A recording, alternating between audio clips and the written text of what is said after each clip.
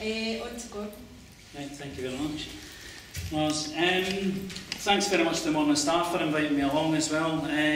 It's a paper I enjoy as well, so and I try to distribute it after I've read it as well, whether on the bus or even in the council chambers. I've been known to leave it there as well, just to ruffle some feathers actually, more than anything else. What we did as a Labour group last year was that we decided that we had to take a different approach because we could see that a storm was coming, and it's actually just been referenced by the previous speaker as well. And we've got to think about how we actually cope and weather that storm, and we've got to start building our own infrastructure. So one of the first things that we did last year was that on a personal holiday with Councillor Hines, we actually made a visit to colleagues in Lambeth, we're a cooperative council, and went and spoke to them. And I take the hat off to them because it was actually the day after the riots, and they'd managed to get Brixton up and working the following day on the Tuesday, whilst Croydon was still burning.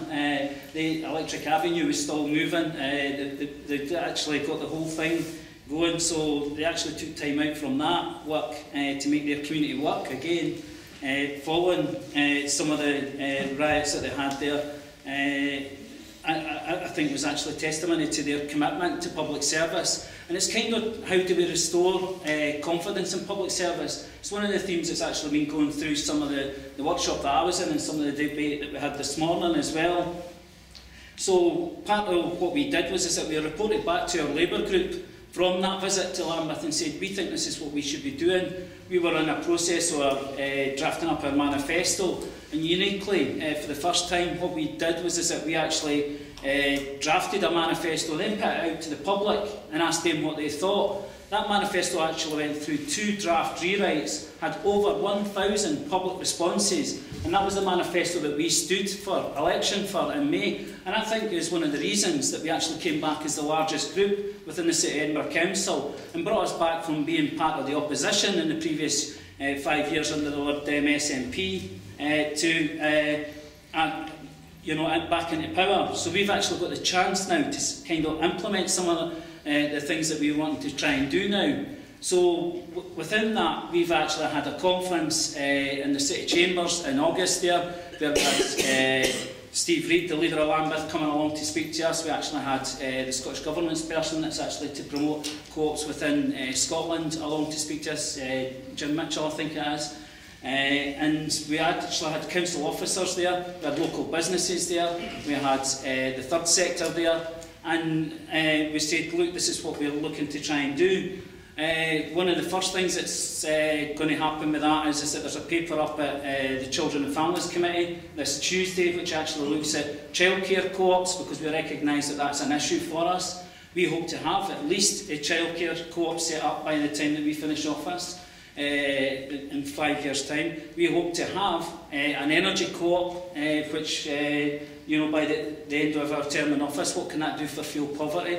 We hope to have a healthcare co-op by the time that we leave office, again for some of the reasons that Richard was talking about just in his speech there as well.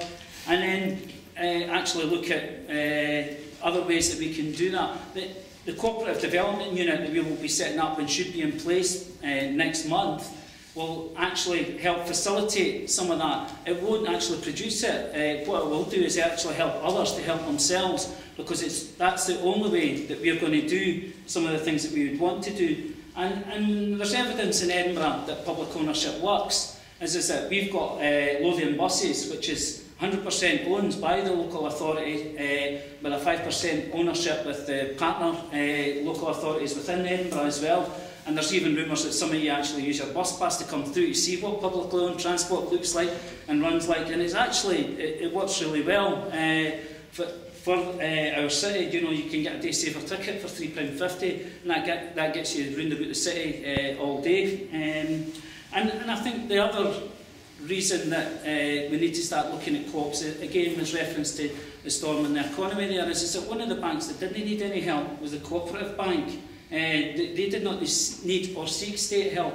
And again, I think that there's a conversation that we can have as a city authority with the co-op bank to see how they could maybe invest in a housing cooperative, for example, within Edinburgh. Because again, I think that's one of the things that we could actually do as quite creatively as an authority, because some of the best housing that we have in our city in Edinburgh was actually built by cooperatives in the 19th century, and are still standing in testimony, whereas I can actually point to Grampian Court, I can point to Fort House in my ward, which were built in the housing boom of the 60s and were demolished, are demolished now.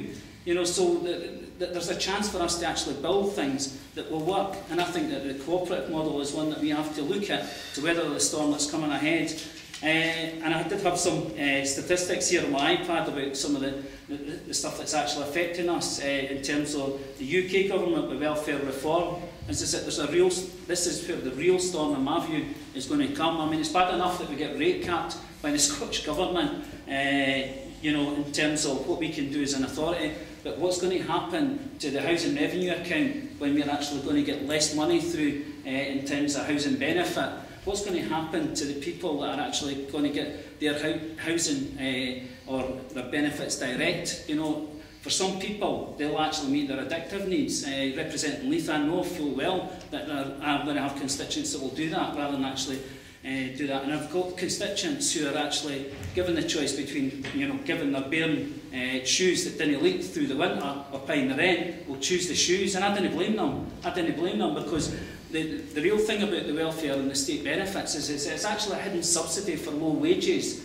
And that's one of the other things that we're going to be doing next year, is actually introducing the living wage as a council. This was politically opposed by our Capital Coalition colleagues, the SNP, when we were part of the opposition, saying we can't afford it. We've costed it at 1.6 million, we will introduce it, and then we will then ask partners who are working with the council to look at if they can introduce it. We're asking partners now if they can actually work with the Edinburgh Guarantee to see if we can get youth into employment.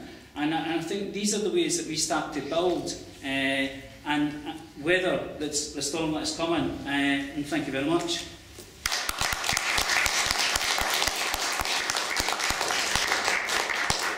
Thank you, Gordon. It was good to get a really local, you know, viewpoint of things that can practically be done. So